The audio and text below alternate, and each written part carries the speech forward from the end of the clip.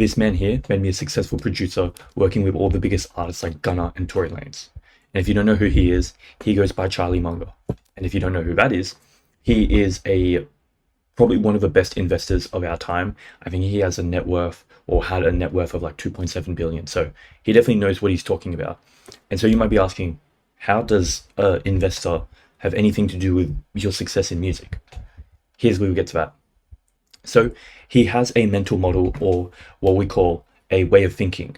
And what that mental model is called is the inversion mental model. And what that is inversion involves looking at a problem or decision from the opposite point of view.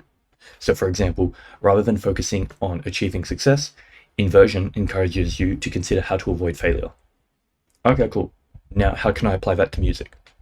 So what you guys do is get a piece of paper, and in that piece of paper, draw a table. So make a table, so line down the middle.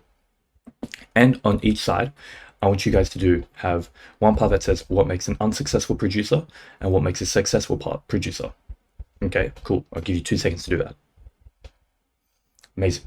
Now that you do that, on the unsuccessful producer side, write down everything that you can think of what makes an unsuccessful producer. So, for example, it could be doesn't put themselves out there, doesn't work on music consistently, thinks they know everything. And I want you to keep doing it until you run out of ideas. Now, on the other side, I want you to take every dot point that you've written down and just do the opposite. So, for example, here, doesn't put themselves out there, puts himself out there, doesn't work on music consistently, works on music consistently, thinks they know everything, always learning.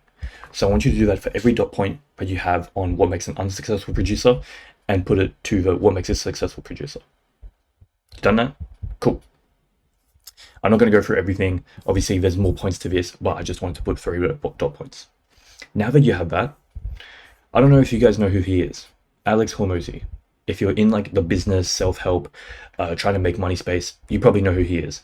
He has a net worth of around 100 million, and he knows what he's talking about. So traits are just convenient labels for repeated behaviors. So as you can see here, these are just traits. So now that you have your table with the 2 parts, what makes an unsuccessful producer and what makes a successful producer, you're going to have the list of like traits, like always learning. Okay, cool. Super vague.